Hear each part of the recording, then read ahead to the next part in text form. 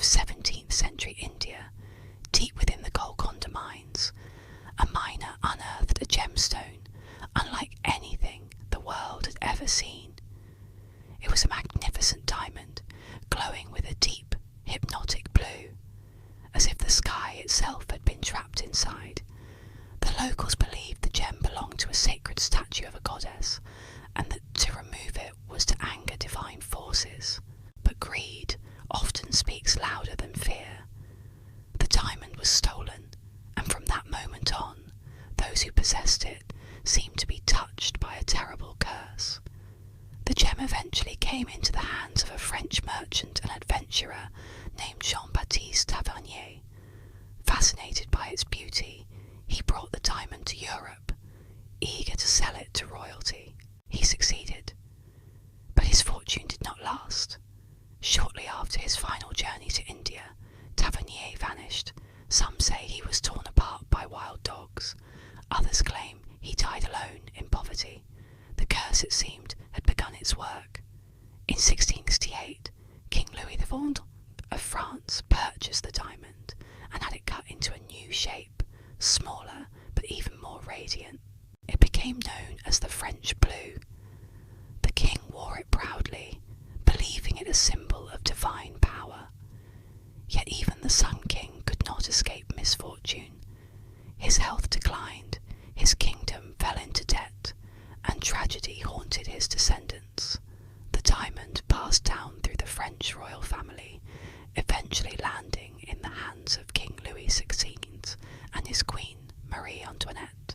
They wore it during their reign, until the French Revolution erupted. Both were executed by guillotine. The cursed diamond disappeared during the chaos that followed. For decades, it was thought lost. Some believed it had been destroyed, others that it had been stolen and recut to disguise its origin. Then, in the early 1800s, a striking blue diamond appeared in London. It was smaller than the French blue, but experts suspected it was the same gem, now reborn with a new name, the Hope Diamond. The stone passed into the hands of Henry Philip Hope, a wealthy banker whose family name it would forever carry. Yet once again, misfortune shadowed its owners. Hope's family fortune dwindled over time, and his descendants quarrelled bitterly over the inheritance. Later owners fared no better. In the late 1800s, the diamond came into the possession of a Turkish sultan, who gifted it to one of his concubines. Soon after, she was murdered, and the sultan himself was overthrown. The curse travelled across continents, leaving a trail of despair. In the early 1900s, the gem was bought by the famous jeweller Pierre Cartier. He saw not just a diamond, but a story, and a way to sell that story. Cartier wove tales of the diamond's dark past and presented it to a wealthy American socialite, Evelyn Walsh McLean. Evelyn loved the legend. She believed that bad luck could not touch her, and she wore the diamond as a charm against misfortune. But the curse did not care for disbelief. Soon after she purchased the gem, tragedy began to haunt her life. Her young son was struck by a car and killed. Her husband left her for another woman and eventually died in a mental hospital. Her daughter died of an overdose. Evelyn herself grew increasingly unstable, insisting the diamond had nothing to do with it. But those around her whispered otherwise. After her death in 1947, her jewellery collection was sold, and the Hope diamond was purchased by Harry Winston, another renowned jeweller. Winston, perhaps wisely, did not wear it. Instead, he decided to donate it to the Smithsonian Institution in Washington, D.C. In 1958, he mailed the diamond, yes, mailed it, to the museum in a simple brown paper package.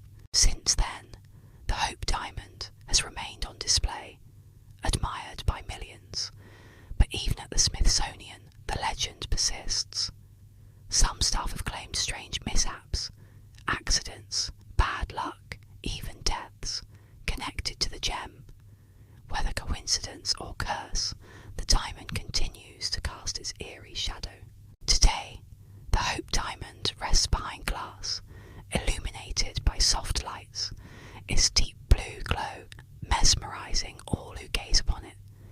It has travelled from ancient temples to royal courts, from revolution to ruin, from private collections to public halls. Some say the curse has faded, its power diminished over centuries. Others believe that anyone who disturbs it still risks misfortune. Perhaps it was never about the diamond at all, but about human obsession, greed, and the dangers of desiring what should never have been taken.